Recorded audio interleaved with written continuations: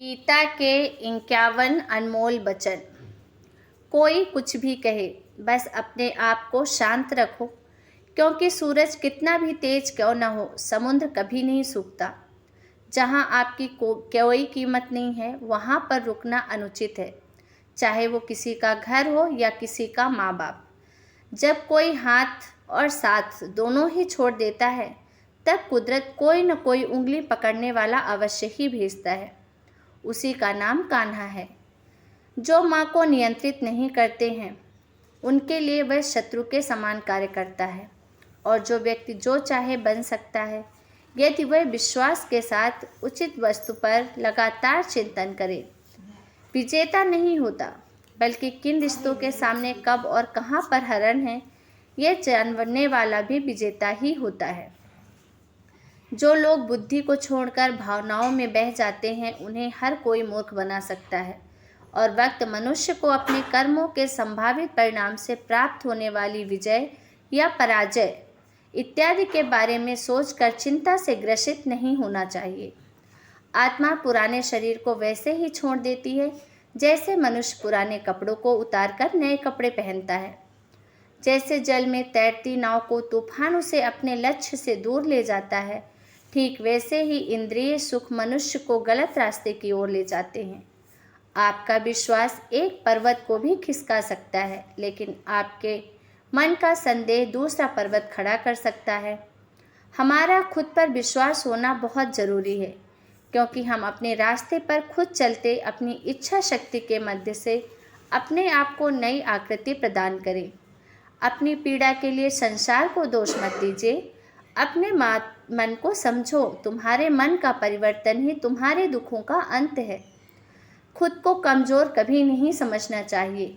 अगर आप गिरते हो तो उठने का प्रयास करो, लड़ो, पूरी निष्ठा से अपने कर्तव्य निभाओ। बाकी सब मुझ पे छोड़ दो। हो सकता है हर दिन अच्छा ना हो, लेकिन हर दिन कुछ अच्छा ज़रूर होता है। धैर्य रखिए। कभी कभी आपको जीवन में सबसे अच्छा अपने लिए सबसे बुरे दौर से गुजरना पड़ता है। रोना बंद करो और अपनी तकलीफ़ों से खुद लड़ना सीखो, क्योंकि साथ देने वाले भी शमशान से आगे नहीं जाएंगे। समय करता है तब गवाहों की आवश्यकता नहीं पड़ती। एक उपहार तभी असली और पवित्र है जब वह हृदय से किसी व्यक्ति को सही समय और सही जगह पर दिया जाए। जब गिफ्ट देने वाला व्यक्ति के दिल में उसे गिफ्ट के बदले कुछ अपने की उम्मीद ना रखना हो। सुंदरता आपकी दृष्टिकोण में होती है। किसी को कीचड़ में मिला कमल भी लुभाता है, तो किसी को चांद में भी दाग नजर आते हैं। अर्जुन, जो कोई भी किसी भी देवता की पूजा करे, विश्वास के साथ करने की इच्छा रखना, तब मैं उसका विश्वास इस देवता में दृढ़ कर देता हूँ। उदय किसी का भी अचानक नहीं होता। सूर्य भी धीरे धीरे निकलता है और ऊपर उठता है। धैर्य और तपस्या जिसमें है, वही संसार को प्रकाशित कर सकता है। और वहाँ कई वर्षों तक वास करने के पश्चात एक असफल योगी का पूर्ण एक पवित्र संबंध कुटुंब में जन्म होता है। चाहे वो दुख हो या सुख हो, पर परम योगी मान जाता है। अहंकार दूसरों को झुकाकर खुश होता है, संस्कार स्वयं झुककर खुश होता है।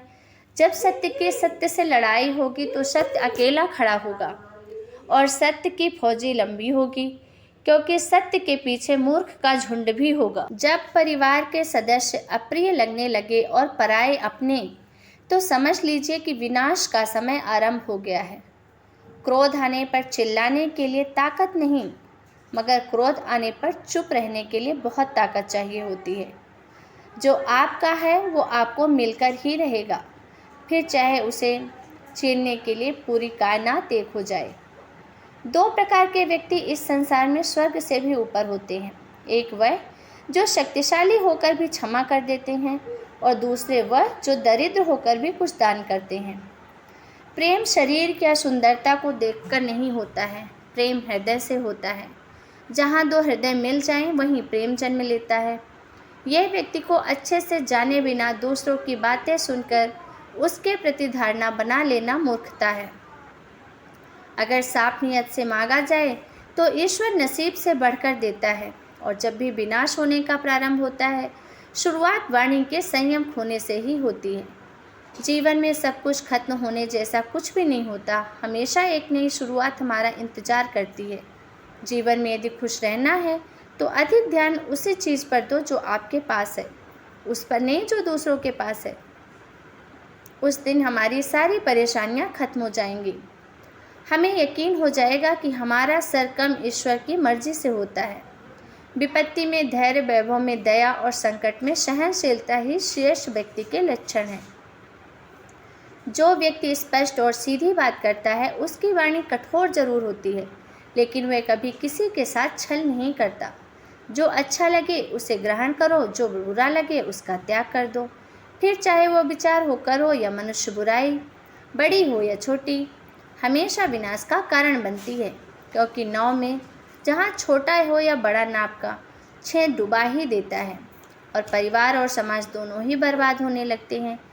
जब समझदार मौन और ना समझ बोलने लगे और शुरुआत को नहीं बदल सकते, लेकिन आप जहाँ हैं वहीं से शुरू जरूर कर सकते हैं।